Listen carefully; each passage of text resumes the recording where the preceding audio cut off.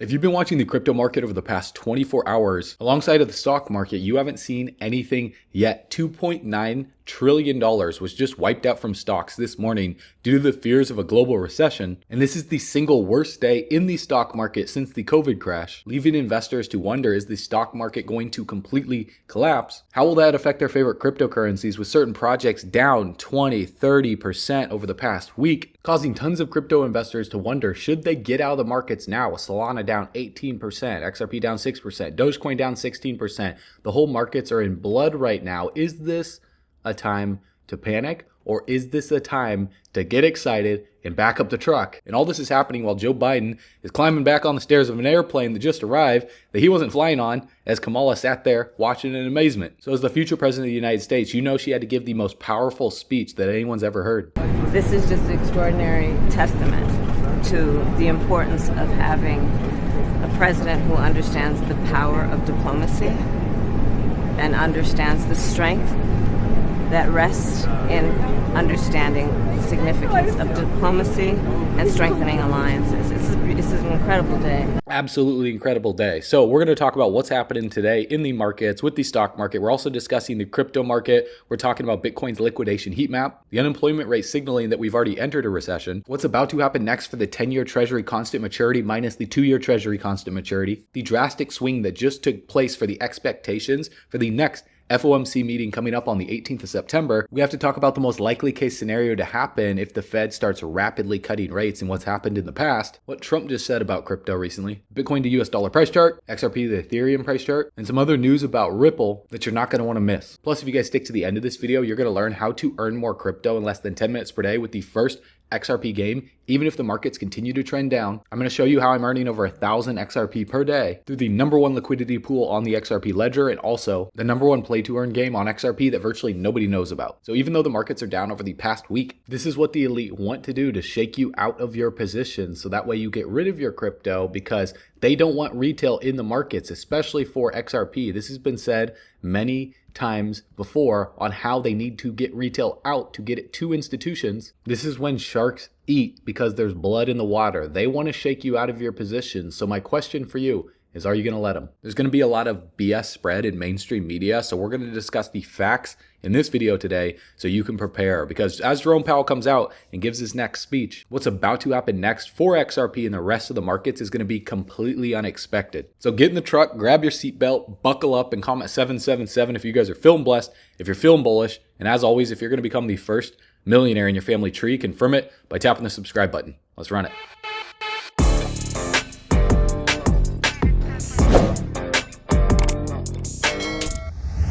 All right, bull runners, welcome back to the channel. So with the markets down, a lot of projects over 20% the past week, is now a time to get out of the markets, or is now a time to get in? Should you be fearful or should you be excited? Well, as Warren Buffett would say, when everyone is greedy, be fearful, and when everyone is fearful, be greedy. So in the short term right now it says greed. So the markets are giving a little bit of a mixed emotion here, because normally this would be a moment when people would be feeling some sort of fear with this recent crash. However, crypto is moving indifferently based on the emotions compared to the actual price sentiment right now of this collapse, because I think the crypto investors are getting smarter. They're knowing what's coming to this economy, and they know the inevitable shift that's taking place. So let's discuss in this video what just took place, because this was a disastrous day for the stock market. The biggest stock market crash over in Japan since Black Monday of 1987 as well too. Yields in the DXY cascade as the labor markets are getting weaker. The September rate cut is a certainty now. The liquidity cycle to expand is a certainty.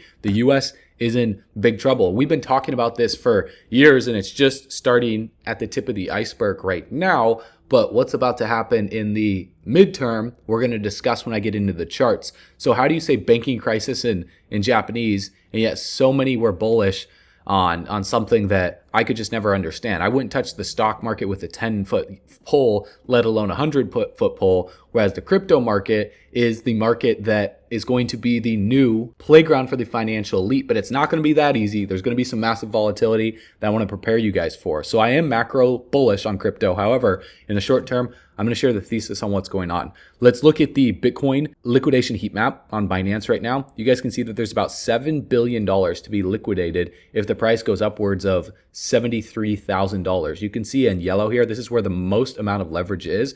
So there's more leverage to the upside than there is to the downside. And as you know, the market makers, the exchanges, they like to push the price of Bitcoin into the zones that would liquidate the most amount of leverage. So that way they don't have to pay it out like a casino, right? So to the upside is where the most amount of leverage is. Now, does that mean Bitcoin will go to the upside? Well, let's keep talking about it and let's discuss this first. Today's unemployment rate has a reading of 4.3%. And according to James Lavish, he's suggesting that we have already entered a recession. Now, looking back in the past, the last few times that this has happened, you guys can see the biggest spike in unemployment went from February when we were at about 3.5%. all the way up here by April to 14.8%, and that was the COVID crash. The time before then, it really started escalating in like April of 2008, and then by looks like November or even before then, October of 2009, we reached 10%, and then before then was May of 2001 until it peaked out in about July of 2003. So the last three major crashes, obviously COVID was a flash crash, very similar to how unemployment was a flash spike up and then a flash spike down. Well, 2008 was the crash before then of the subprime mortgage crash, and then the dot-com bubble boom was before then. So unemployment and the stock market crash is very, very closely tied together, where when unemployment spikes, the stock market crashes down, and also it's tied to the 10-year to the 2-year inverted yield curve, where as you can see, we're still in negative territory at negative 0.17. We're trending back up to zero, and if we look back in the past, the crash that took place in 2008 didn't happen until after the yield curve went from negative 0.02 all the way up here to where the market bottomed out by like 2009. We were all the way up here at like 2 plus to 3 plus. Even before then, the 2000 dot-com bubble boom didn't start until the yield curve went back into the positive from December of 2000 until July of 2003, we're at 2.69. When we look at the CMEgroup.com, the expectations for the Fed funds rate has now significantly shifted. It used to be like 80 or 90%. When my last video was made, we're expecting them to cut rates by like 25 basis points. Now, 73.5% are expecting a larger rate cut. And then by November, 44% are expecting a large rate cut. 45% are expecting the largest rate cut. And then by January of 2025, the Feds are going to be in full-blown rate cut mode. Now, contrary to popular belief, when the Fed cuts rates, it's in response to an economic crisis, and people think that it's good for the markets. So is that actually true? Because we need to keep a level head here and not let our emotions get the best of us, so we can know the most likely case scenario based on the facts and just how to prepare our portfolios. And so what we're going to look at right here in purple is the effective federal funds rate. So the Fed has been holding the line since July of 2023. They've been keeping the rate steady, and the markets have rallied into that. As you can see right here, when they paused rates, the initial response was for the Dow Jones Industrial Average to, see a sell-off while they paused rates because people just didn't know what to expect. So the Dow dropped about 9% to October of 2023. So the initial response was shock to the rate pauses, but then the markets rallied up over 27% while the Fed kept the rate steady. So the initial response was shock, a sell-off, and then we saw a massive market rally. Now, if we go back to the last time that the Fed paused rates, you guys can see that the markets actually sold off into that before they paused rates because of the rumors of a rate pause coming. So as you know, the markets move based on rumors too. That's why the crypto market rallied up into the ETF approvals. So by the time they paused rates in December of 2018 and kept them steady until July of 2019, the Dow Jones Industrial Average saw a rally up. So it rallied about 26% to the upside. And as you can see, a rate cut came between July and August of 2019, and the Dow crashed with that initial rate cut because people just didn't know what to expect. It crashed about 6%. And it looks like there was another rate cut by like September of 2019. The markets rallied up before then crashed again. But ultimately, you guys can see from that initial crash when they first started cutting rates to when they drastically started cutting them to the top of that market before the COVID crash, the markets rallied up another 17% before absolutely collapsing when they had to drop the rates back down to zero in response to that crash. Now, if we go back to July, pausing rates, we saw the market see a sell-off before that happened because of the rumors of a rate pause because they've been raising rates for a long period of time. So the markets dropped about 8%. Then during the entire period while the Fed had the rates paused, the Dow Jones Industrial Average rallied up about 30%. So we're seeing some similarities here, either in the rumors or in the first few months of them pausing rates. We see the markets crash between 7 and 10%. Then while they keep rates paused for an extended period of time, the market adjusts People get used to it. The Dow Jones Industrial Average rallies about 20 to 30%. In this case, by 2007, in a year, it rallied up 30%. So this was like the last hurrah for the Dow Jones Industrial Average, because once the news came out about the Fed cutting rates, you can see some massive volatility in the markets all the way up here. So the rumors of them cutting rates dropped the markets another 8%. Then once the Fed actually made the first rate cut by what looks like August of 2007 and raised rates back up until about September of 2007, the Dow saw a bounce and rallied up to the all-time high for that rally of about 14% to the upside. And then started the crash while the Fed was drastically cutting rates during that entire bear market. It wasn't until the rates were well below 1% that the markets bottomed out and then started to recover when George Bush started issuing quantitative easing to stimulate the economy so the real estate market could recover, the stock market could recover, and America could ultimately recover. So where are we today, and what's the most likely scenario to happen next? Well, as you can see, the Fed started pausing rates back in July of 2023, and the initial response was panic. The market crashed about 9, almost 10%, and then people got used to the rate pauses, and we saw a massive rally for the financial elite milking as much money out of the markets as they could for the Dow Jones Industrial Average. And that's why we've seen a 27% rally to the upside over the past year. So if we trace up the chart based on the last time the Fed went from raising rates to pausing rates to then cutting rates rapidly, it would look something like this, where this dip could get bought up and we could see the Dow Jones Industrial Average make an attempt back to the all-time high and rally up towards election towards the end of this year. And then depending on what Jerome Powell comes out and says about the Fed funds rate, if they start lowering the rates like this going into 2025, then maybe, just maybe, this year is the end of the stock market and we start to see the big one that everyone's been waiting for this massive crash like 1929. Now, it's not that easy to predict, and that's why I say what the Fed is going to do next is going to be completely unexpected, because let's say by September they lower the rates, but then they keep it paused for an extended period of time, just a little bit lower than where we're at, depending on how that affects the economy. And we see the stock market make a recovery very similar to what happened from here when we went from orange to yellow on the Bitcoin stock to flow rainbow indicator, where the crash doesn't come until Q4 of 2025 going into 2026. Because as you guys can see right here on the 10-year to 2-year yield curve inversion, it wasn't until June 6th of 2007 that we passed back above zero and didn't come back down below it for a few years. And then all through 2007, 2008, you can see the yield curve pushed all the way up here to over 2.6 by November 13th of 2008. And so when the yield curve breached above zero, it was right here on the Dow Jones Industrial Average during that initial dip. And then it took the Dow another 126 days before topping out, but the real crash started after that to the bottom. It was just slowly bleeding out during that entire time while we still had some juice left in us to rally up a little bit more. And if you guys look right here, by August of 2019, the Fed actually started cutting rates. But if you look at the Dow rallied up another 16% to the upside over the course of 188 days, while the Fed dropped rates from 2.4 down to 2.1 and then dropped it again down to 1.8, then dropped it again down to 1.7. The Fed didn't really start rapidly cutting rates until the Dow really started plummeting right here, and then they were just cutting rates in response to that stock market crash. So rate cuts right away aren't necessarily a bad thing, because as you can see right here, when the Fed cut rates, initial response is always shock and awe, right? People are afraid right away because they don't know what's going to happen. So the Dow dropped about 7% with that initial rate cut by like August of 2019. But then look at what happened to the Dow, guys. Within 180 something days, it rallied up another 16%. So this was the final hurrah before they had to drastically cut rates in response to COVID. So let's say in September, the Fed does similar to what they did back in July of 2019, and they make their first initial rate cut, but then it takes them a little period of time before they drastically cut it down to zero, because they're not just going to go from 5% down to zero overnight. You can see it's more of a stair stepper down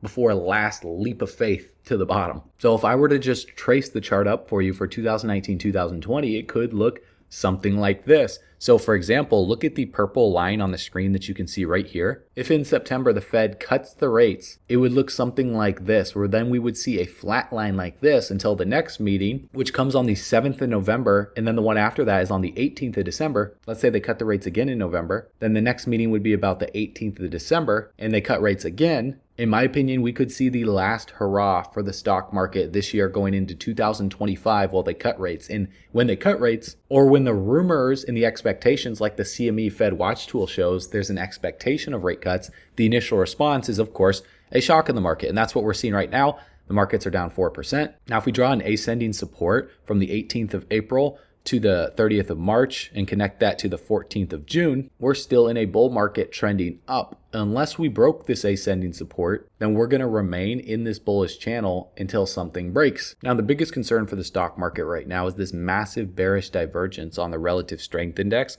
and also on the stochastic RSI. You guys can see that we've made a higher high since the 3rd of January of 2022, whereas we are making a lower high on the relative strength index. So if you look at the price chart right here, you can see that we were about 35,500 on the price chart. On the monthly candles, the relative strength index was right here at 71. The MACD line was at 2,500 in blue. Then we formed another higher high on the price chart, whereas on the relative strength index, we formed a lower high. The MACD line formed an equal high. And then we saw a bearish cross on the MACD, which signaled that the momentum had shifted over from the bulls to the bears. We saw the bear market of 2022.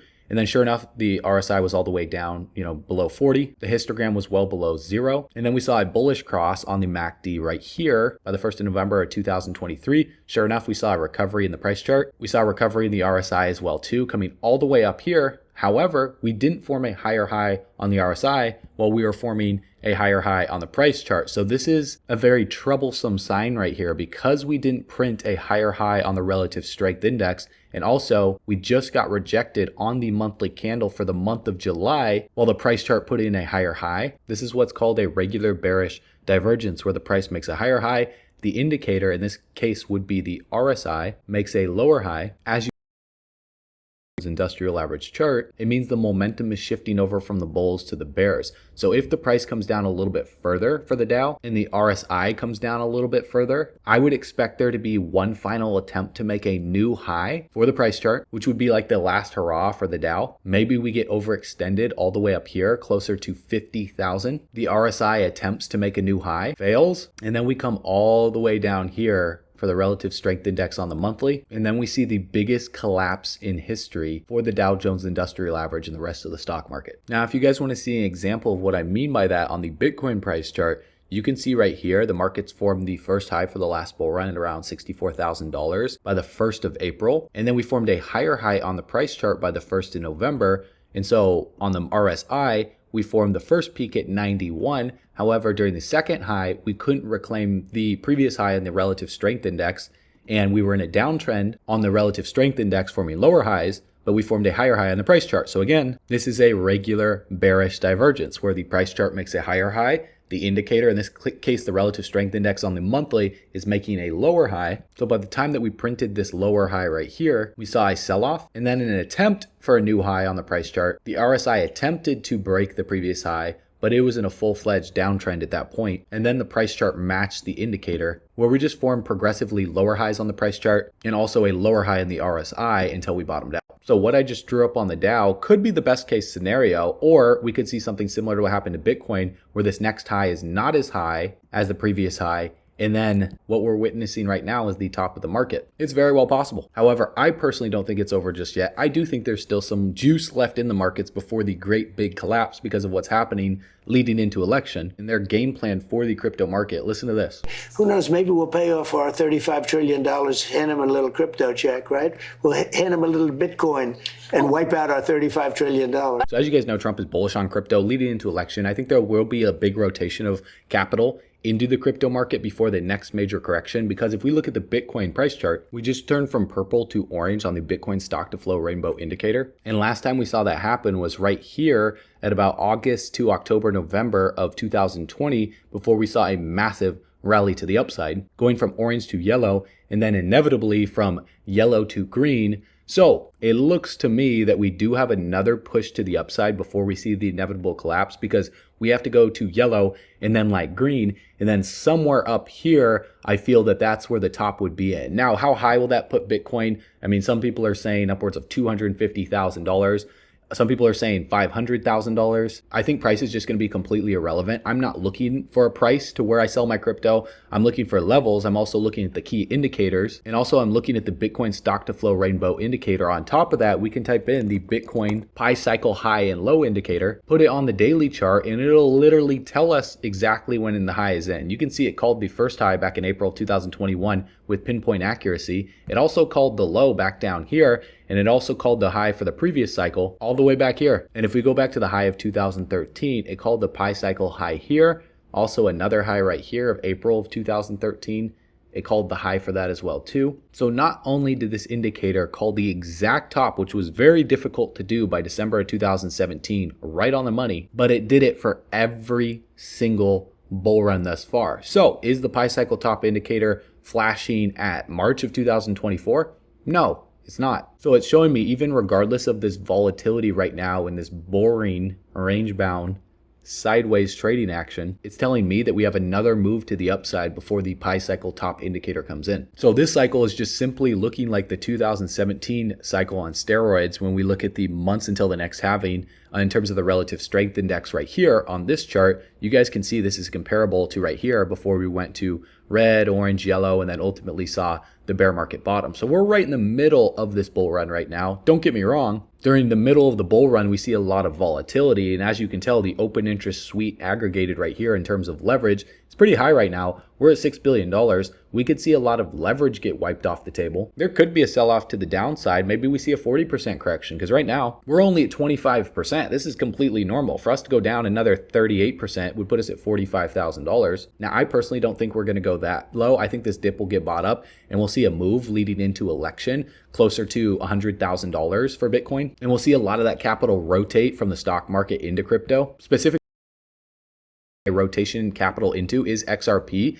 Now, the XRP to the Ethereum price chart is looking very similar to the internet computer to the Tether price chart. And I called this a while back for a breakout of ICP right around $4 because we saw this descending resistance. It bounced from a low of about $2.80. And then we saw this massive candle come in to backtest this previous zone right here as resistance before getting rejected and now consolidating for ICP. So I would expect something similar towards the end of this year for XRP to Ethereum to start outperforming because of Ripple stablecoin coming, the resolution of this lawsuit. And if we look at the chart is lining up perfectly because we see this descending resistance right here. We can see the support all the way down at 0.00011.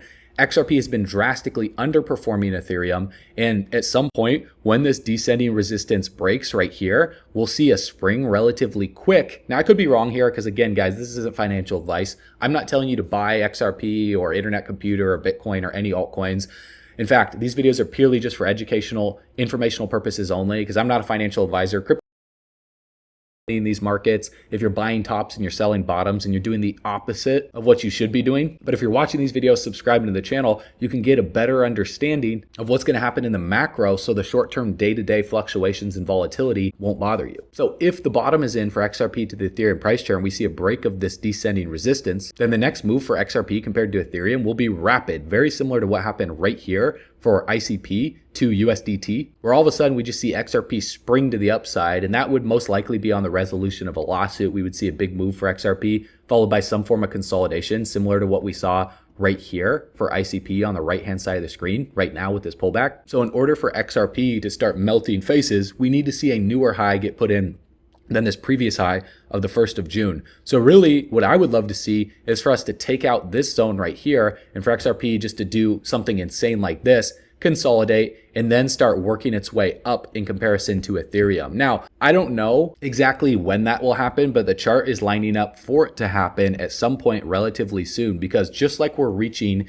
the pivotal 6-year peak of the symmetrical triangle on the XRP, the US dollar price chart, we're reaching a very pivotal point for XRP to Ethereum. On top of that, XRP's market cap dominance compared to the rest of the industry. Because if you guys look at the XRP's market cap dominance chart, when we went from orange to yellow, the past few bull runs, we took out this support level and then we rallied on out of here. So simultaneously to this descending resistance is where I would expect XRP to rally next, which would roughly be about 2 to 3% in terms of market cap dominance. And then the real question is if we get rejected from here post-election and we see XRP coil up a little bit more going into Q4 of 2025, and then we finally see XRP break out at the tail end of this bull run. This would be the most likely case scenario in my opinion. I think this year is the warm-up year. We'll see XRP do something relative to the rest of the market in Ethereum, but I think where the unexpected for XRP is going to happen is at the tail end of the bull run, like the last 1 to 3 months by September of 2025. So that gives us plenty of time to stack as much XRP, because all of this bullish news that's coming out from a fundamental perspective, well, the technical analysis isn't reflecting that yet.